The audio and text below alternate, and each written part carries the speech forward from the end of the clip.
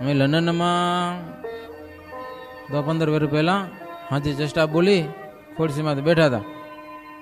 એક ધોરિયો છોકરો હતો જુવાનીઓ, તે રસ્તામાં હાલ્યો આવતો હશે, એને કોઈ કારું મોતી જલાવી ગયો માણસ, લે જલાવીને ઓલો માણસ હાલો ગયો.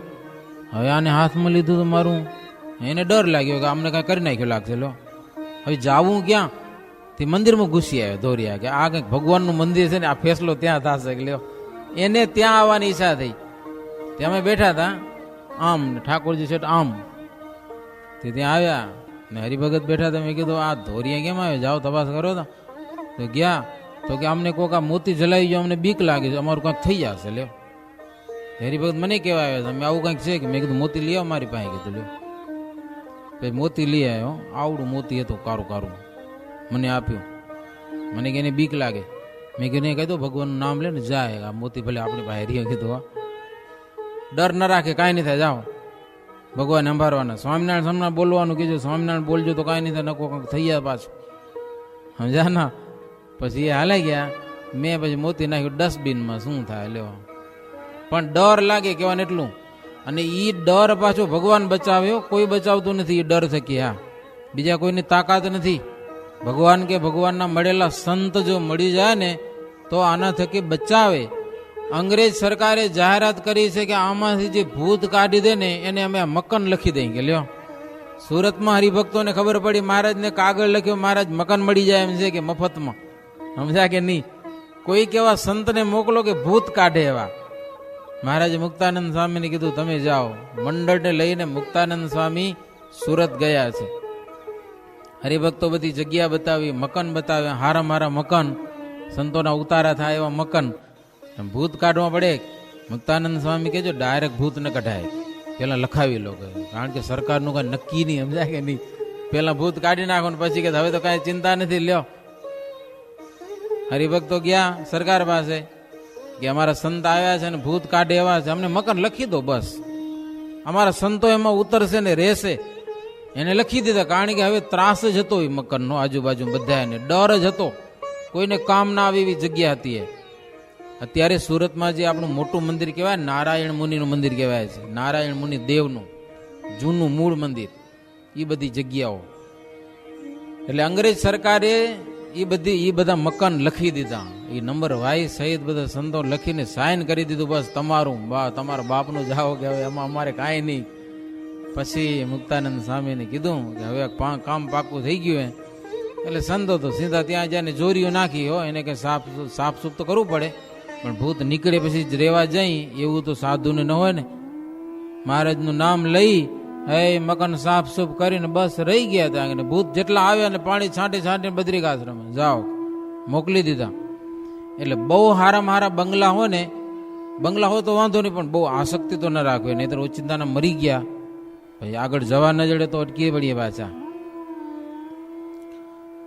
હરિભક્તો કે મહારાજ તમારી ને સંતોની વાતો સાંભળીને આવા બધામાં કંઈક ચિત્ત ચોટેલું હોય છે ને, સમૃદ્ધિમાં, ઇમારતોમાં, 14 માળની હવેલીમાં, એ ચિત્ત અમારા તરત તૂટી જાય છે.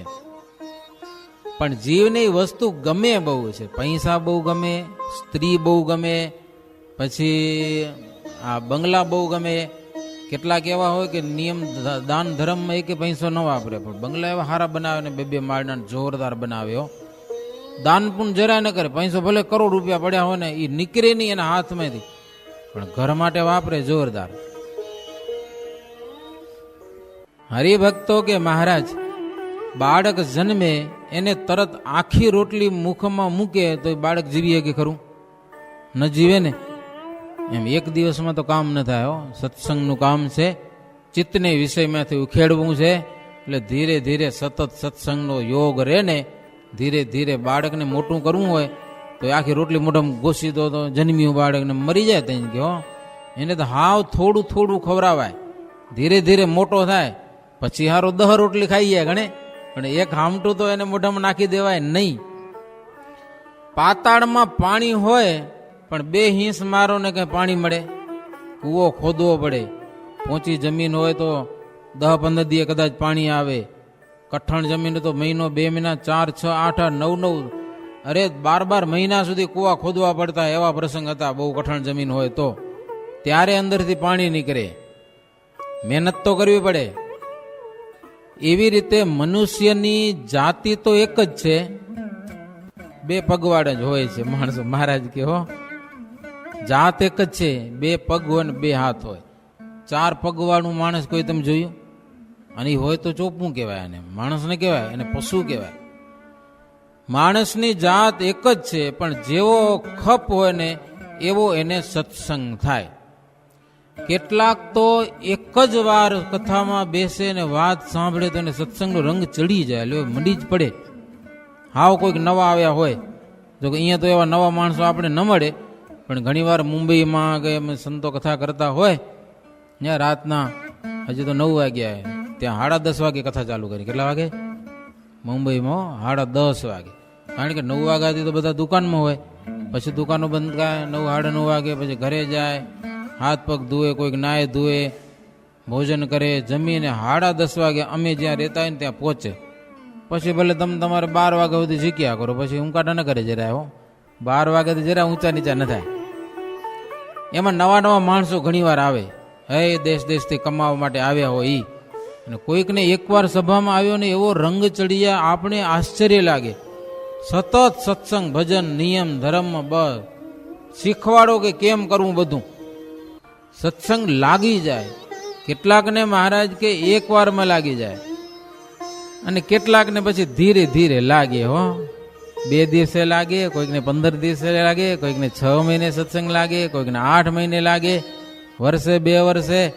હા, કેટલાક 6 મહિના વાતું સાંભળે પણ મેં રંગ ન લાગે સત્સંગનો જરા. લ્યો, વડોદરામાં ગોપાળાનંદ સ્વામી હતા. એક કોઈ હરિભગતનો એકનો એક છોકરો મૃત્યુ પામ્યો. પછી બિચારાને દુઃખ તો થાય ને. હવે આવું દુઃખ થાય તો કેની આગળ જઈને કેવું? કયો સાધુની આગળ આવીને કે પછી બધા દુઃખ વ્યક્ત કરે, આમ થયું તેમ થયું. ગોપાળાનંદ સ્વામી આશ્વાસન દીધું, હાસ્ય કે ભગવાનની ઈચ્છા, કે ભગવાન અંભારો, ભગવાન બીજો દીકરો દેશે, કામ કે તેમ. ત્યાં એક હરિભગત બીજો જ્ઞાની, એ કે હવે એમાં શું રોવાનું હોય? લ્યો, જન્મે મરવાના જ હોય કે ન હોય? એને વળી એવું જ્ઞાન પાછું, એમ જન્મે બધા મરવાના જ હોય, એમાં શું આવીને સાધુને આગળ રોતો હતો? એમ થોડાક દિવસો થયા પછી એની એક હારમહારી બકરી મરી ગઈ. લ્યો, ઓનો તો દીકરો હતો ને, આની બકરી મળી ગઈ. ટંકે એક લીટર દૂધ દેતી હતી, એવી બકરી હારમહારી, દૂધ હારું દેતી હશે. ઈ આવીને સામે આગળ મંડ્યો રોવા કે હારમહારી મારી બકરી મરી ગઈ. લ્યો, તેથી જ્ઞાનની વાતું કરતો હતો ને હવે રૂએ. એની સામે જોઈને ગોપાળાનંદ સ્વામી મંડ્યા રોવા. મોટા સંતોને આવડે નાટક કરતા, સમજાય કે નહીં? ઓલ્યો રોવે તો ગોપાળાનંદ સ્વામી એની સામે રૂએ. હવે કોણ સાનું રાખે? 2 જણા રૂએ સામે. સાધુ ભેગા રૂએ તો હવે જાવું ક્યાં? ઓલ્યો કે મારી તો બકરી મરી ગઈ એટલે રોવું, પણ તમે કાં રૂવો? ગોપાળાનંદ સ્વામી કે તારી આગળ 6 મહિના થયા ભગવાનની વાતું કરી, પણ મારી વાતું મરી ગઈ કે હો, એટલા માટે રોવું છું. કે અસર ન થયો જરાય તને, કે બકરી મરી ગઈ તો મંડ્યો રોવા. કે લ્યો, હવે એ જન્મે મરવાનું જ હોય. તેથી પાછું કહેતો હતો. એટલે કેટલાકના દિલ એવા હોય કે ગમે એટલી વાતું કરો પણ અસર ન થાય. હો, કેટલાકને તો એકવારમાં અસર થઈ જાય, કેટલાકને 6 મહિના, 8 મહિને, વર્ષે, 2 વર્ષે અસર થાય. પણ વાત સાંભળતા સાંભળતા પાપ ટળે છે, ત્યારે એને સત્સંગ થાય છે. ભક્તો, આ ભગવાનની કથા સાંભળવાથી પાપ પણ બળે છે. હા, એવી કથામાં આપણે કઈ લાગે નહીં, એ બધું લેઝરનું કામ કરે. પણ અંદર ધીરે ધીરે આવી જેમ ભગવાનની વાતો સાંભળતા જાય ને, તો આ જન્મના તો પાપ હોય કે ન હોય, પણ અનંત જન્મોના પાપ જીવને વળી ગયા છે. એ ધીરે ધીરે પાપ અંતરમાંથી ધોવાતા જાય અને જીવ ચોખ્ખો થતો જાય. જીવને ચોખ્ખો કરવો હોય ને તો ભગવાનની કથા જ છે, ભગવાનની વાતો જ છે. જેમ બને તેમ આવો યોગ રાખો, હાલતા ચાલતા ભગવાનનું નામ લ્યો. સાંભળવાનું ખરાબ કાંઈ ના સાંભળો, ભગવાન સંબંધી સાંભળવાનો પ્રયાસ વધારે કરો તો જીવ ધોવાતો જશે ધીરે ધીરે, અને એક દિવસે એ શુદ્ધ બની જશે. અંતરનો આનંદ પ્રગટી જશે, જગતનું દુઃખ એને અસર નહીં કરે એવું થઈ જશે. જનકુ હિત દર્દ જાને જે હા, सतसंग होत सो संत से तेहा। सतसंग होय 10 वर्ष के जो कटु वचन टरी जाऊं सोऊं। जनकु हित दर्द जान जे। हरिभक्तों के महाराज हितकारी बात पण थोड़ीक जो कहता आवड़ती होय तो सत्संग वधारे थाय। संत पण बधा सरखा होता नथी। कोईक आवे ने तमे एनुं अपमान करी नाखो तो बिचारो 10-15 वर्षनो सत्संगी होय ने तोय सत्संग मूकीने रवानो थई जाय कि न थई जाय। पण मीठाशथी वात करो, बोलावी चलावीने प्रेमथी तो रंग लागे, घणाने रंग लागे। एम 100 वर्षनी इमारतने नवी ने नवी राखवी होय 100 वर्षनी, पण एने अग्नि लागे तो रे नवी बड़ी जाय। तेम कड़वा वचन झेर अने अग्निनी समान छे। पण ई कड़वा वचन पण भगवान ने अर्थे के संत ने अर्थे होय ने सत्संग ना कड़वा वचन हो तो औषधनी समान जो मनाया होय तो एने खारा नहीं लगता। संत वढे, माँ बाप कदाच वढे, सत्संग ने माटे वढे, मंदिर में जातो नहीं आम के तेम एवं कदाच के कोई वडीलो के भाई तमे आ कये रस्ते जाओ छो, तमे कोना दीकरा छो, तमे कोण छो, वढीने के कदाच दुख न लागे। हो हितकारी माने तो दुख न लागे। तमने हूँ पूछूं कोई गाड़ दे तो आपने वसमी लागे न लागे? क्यों तमे क्यों गाड़ दे दुख लागे कि न लागे? हमें गाड़ देवानुं मन थाय न? बे लाफा चढ़वानुं मन थई जाय ने मने शुं केम गाड़ दीधी? साचुं कहेजो तमे। कोई गाड़ दे आपणो कई वांके न होय छे ने, मने रस्तामां हलाई जाय ने आपणे ठोके दो गाड़, हाथमां कई हो तो वींझी दई आपणे, એટલું आपणे दुख लागे एम। पण अमुक जग्या एवी छे कि गमे એટલી ગાળો दो तो જરાય એમ दुख न लागे। लो ई कई जग्या है तमे कहो? क्यों ता महाराज के लग्न थाता हो, लग्न वरराजो होय ने ई कन्या ने परણવા गयो होय त्या कन्याना पक्षवार आमां लख्युं जो विवाहनी गाळोनी पेठे प्रिय लागे एम। विवाहमां गाळो बहु मळती हशे वरराजाने। बधा परણેલા છો કે પરણ્યા વગરના હો? અનુભવ છે કે નથી? કે તો ખરા કે બાકી એ બધાને એટલે આમાં પક્ષવાળા હોય ને કન્યા પક્ષવાળા વરરાજાને જેમને તેમ બોલે લ્યો, કેવી ને કેવી ગાડું ભાંડેમાં ઓલા ગીતમાં દે દી જાય હો। અને બૈરાને ખબર નહીં ગીતે કેવા આવડે, ગમે એવું બોલતું જાય, હુપડા જેવા કાન ને આમ ને બધું ગમે તેવું બોલે ને।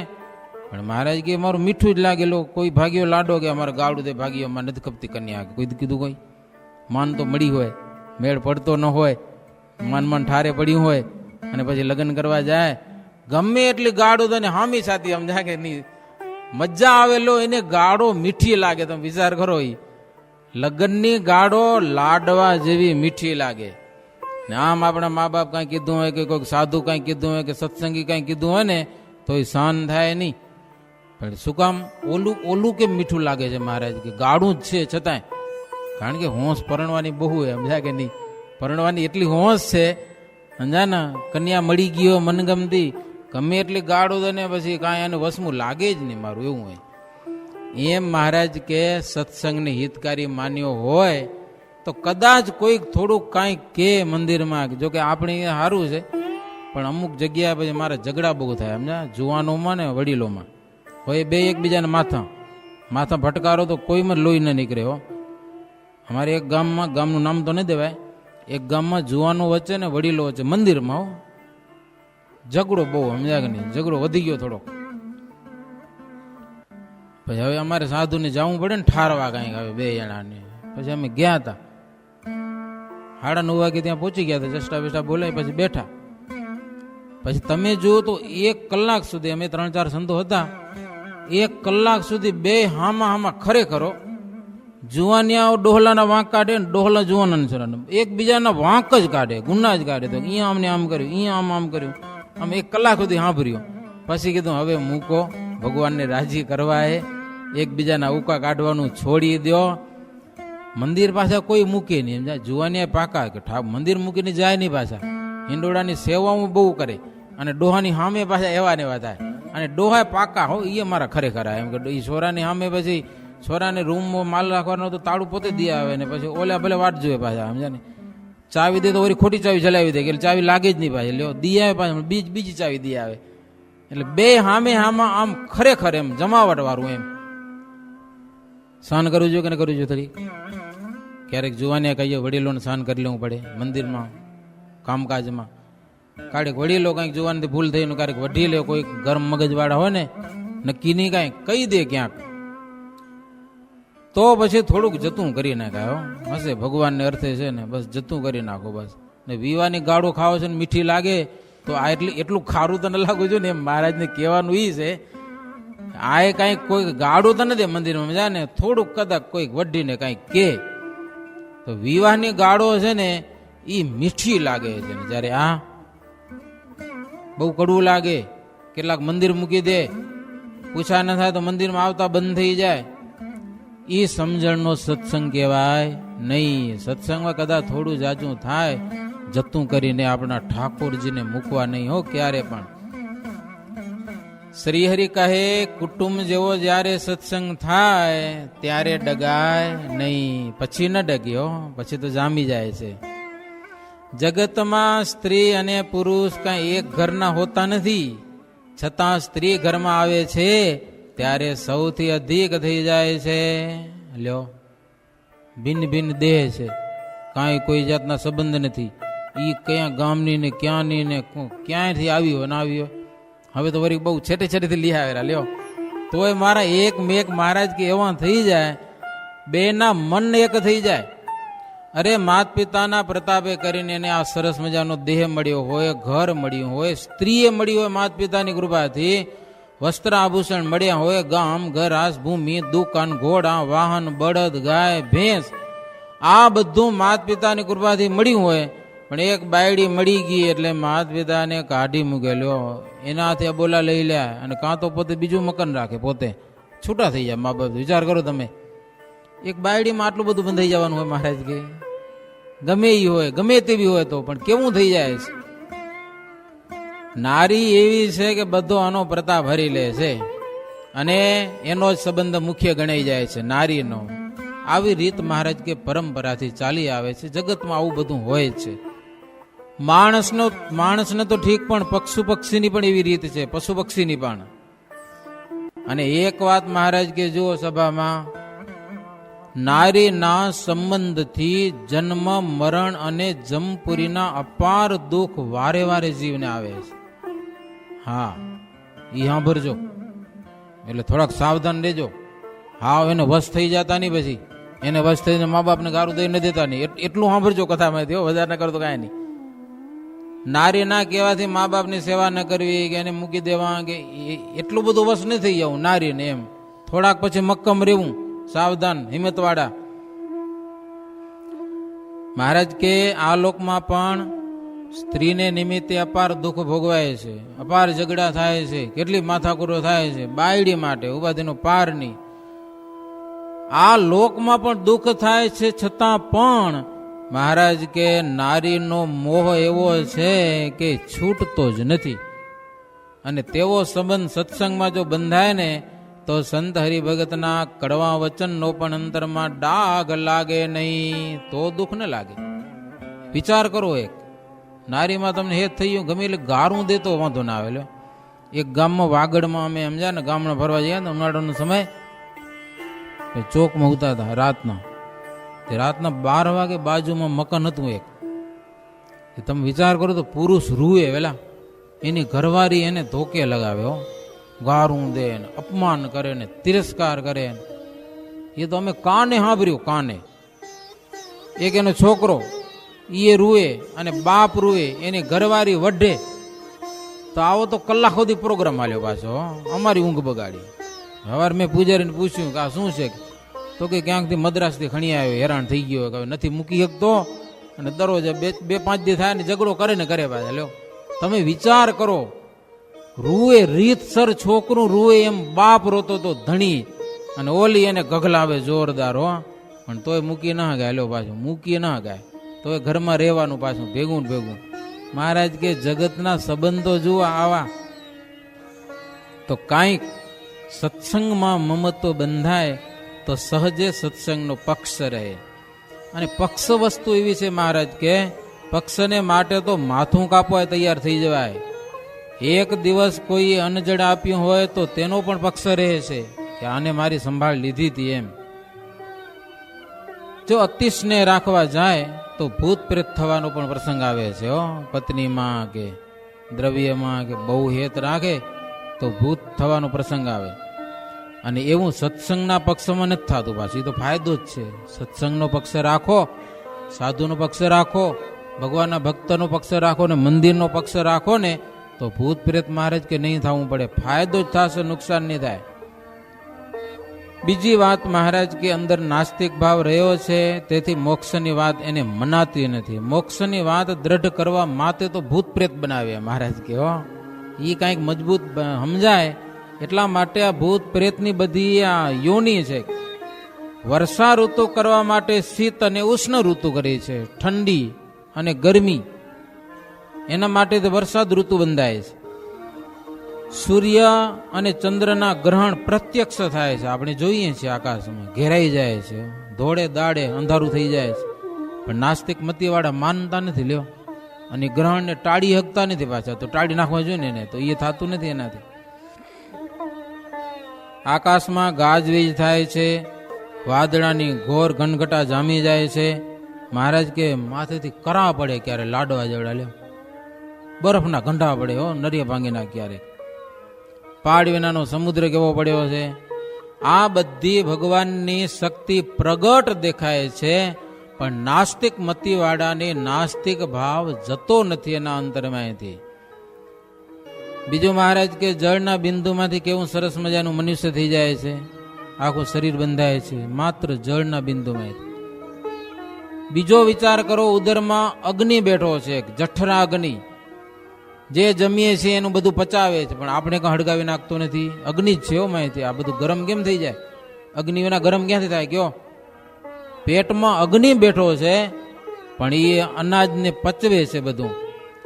તો મહારાજ કે આવા આવા અનંત આશ્ચર્ય નાસ્તિક ભાવને ટાળવા માટે છે. માણસ જો વિચારવું હોય ને બુદ્ધિશાળી તો કંઈક વિચારે આ બધું કેમ થાય છે.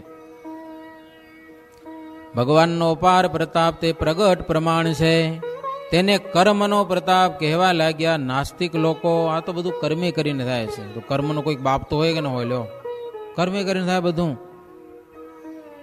અને એ બધા નાસ્તિક લોકો મોક્ષના દરવાજા જ બંધ કરી નાખ્યા કે ભગવાન નામની કઈ વસ્તુ જ નથી, જેવું કર્મ કરવું એવું થાય. પણ કર્મનો કોઈક સાક્ષી તો હોવો જોઈએ ને, ફળ દેનારો. મોક્ષના દરવાજા બંધ કરી નાખ્યા, તેથી લોકો જમપુરીના અધિકારી થાય છે. શ્રીહરિ સદગ્રંથ પ્રમાણે વાત કરી આટલી બધી. એ બધી ગ્રંથોમાં જેવી વાતો લખાણી છે ને મહારાજ બધી વાત કરી, અને વાત કરીને મોક્ષના દરવાજા ઉઘાડી નાખ્યા શ્રીજી મહારાજ. મોક્ષના દ્વાર બતાવી દીધા, આ રસ્તે ચાલો. નાસ્તિકતાનો ત્યાગ કરાવી ઘણા બધા જનોને મોક્ષના પૂરમાં પ્રવેશ કરાવતા શ્રીહરિઓ. ગામો ગામ જાય, સભાઓ ભરાય ને આવી મજાની વાતો કરતા. અને લોકોમાં નાસ્તિક ભાવ હોય ને તો આસ્તિક આવી જાય. એમ ગામો ગામ એક રાત રોકાય તો મહારાજ રાતના 12 વાગ્યા કથા વાર્તા કરે. ભલે પોતે હાલીને આવ્યા હોય, સંતો નય કીર્તન ભજન ને કથા વાર્તા, રાતના 12 વાગે પછી આરામ કરે. તો શ્રીજી મહારાજ બોટાદમાં પધાર્યા અને એક રાત રહી અને સવારે સાથે ચાલ્યા તે નાગડકાપુરમાં આવ્યા. એવી રીતે 82મો તરંગ થયો. સહજાનંદ સ્વામી મહારાજની